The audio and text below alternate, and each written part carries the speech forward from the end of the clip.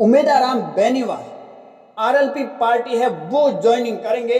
और कांग्रेस पार्टी को अलविदा है वो कह देंगे। उम्मीदवार बेनीवाल का कांग्रेस पार्टी से मोह है वो भंग हो चुका है और अब एक बार फिर दोबारा हनुमान बेनीवाल की चौखट पर जाते हुए आपको नजर आएंगे। अक्सर अमूमन आपने सुना होगा कि राजनीति के अंदर कभी असली दोस्त नहीं होता है तो राजनीति के अंदर कभी असली दुश्मन भी नहीं होता है, और यही राजनीति का कहीं कहीं सामने अगर देखा जाए तो आपको खुली किताब नजर आ जाएगी। परंतु अब इन दिनों चर्चा एक बार फिर गर्म हो चुकी है कि उम्मीदवार बेनीवाल का आखिर कांग्रेस पार्टी से मोह भंग कैसे हो गया और हनुमान बेनीवाल के जिस तरह कसीदे पड़े गए, आरएलपी पार्टी की जिस तरह तारीफ की गई, तो क्या अब एक बार फिर अपना रुख और पाला है वो बदलने वाले। क्योंकि बात की जाए तो उम्मीदवार बेनीवाल को ऐसा लग रहा है कि हरीश चौधरी आने वाले 2028 के विधानसभा चुनाव बायतू से लड़ सकते हैं और उसके बाद में वो लोकसभा चुनाव भी लड़ सकते हैं।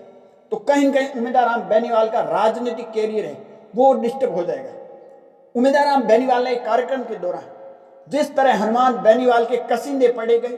जिस तरह आरएलपी पार्टी के पुलिंदे बांधे गए, उससे साफ जाहिर लग रहा है कि उम्मीदवार बेनीवाल अपना रुख है वो बदल सकते हैं। जिस तरह उम्मीदवार बेनीवाल, क्योंकि बात की जाए तो उम्मीदवार बेनीवाल हमेशा कहीं के अशोक गहलोत की तरफ झुकाव नजर आए, अमीन खान की तरफ झुकाव नजर आया, मेवाराम जैन की तरफ झुकाव नजर आया। परंतु हरीश चौधरी का अशोक गहलोत से भी दूरियां, मेवाराम जैन से भी दूरियां, अमीन खान से भी दूरियां, और शायद इन दोनों के बीच में आपने देखा होगा कि कुछ समय पहले खबरें ये चली थी कि दोनों के बीच में काफी दूरियां हैं वो बढ़ चुकी, और उन दूरियों की वजह कहीं कहीं अशोक गहलोत बने थे, मेवाराम जैन बने थे, अमीन खान बने थे। परंतु अब एक बार फिर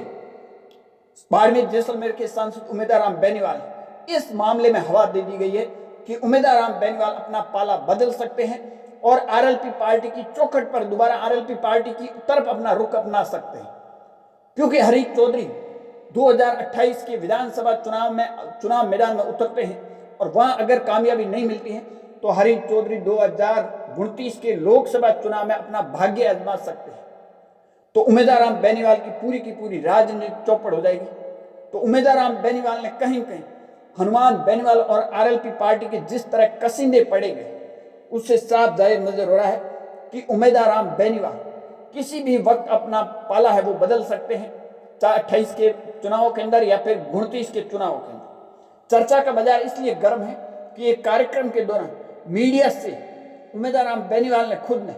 हनुमान बेनीवाल की तारीफ की और ये तक कह दिया कि आज मैं राजनीतिक में यहाँ हूं तो उसकी वजह हनुमान बेनीवाल ही है, उसकी वजह ही आरएलपी पार्टी है। और ये कहीं कहीं तारीफ करना और उसके बाद में मीडिया पर चर्चा का बाजार गर्म हुआ कि दुश्मन की अगर आप तारीफ कर रहे हो इसका मतलब आपका कांग्रेस पार्टी से मोह भंग हो चुका है। क्योंकि आरएलपी पार्टी के बायतू विधानसभा में देखा जाए तो आरएलपी पार्टी का एक अच्छा खासा वोट बैंक है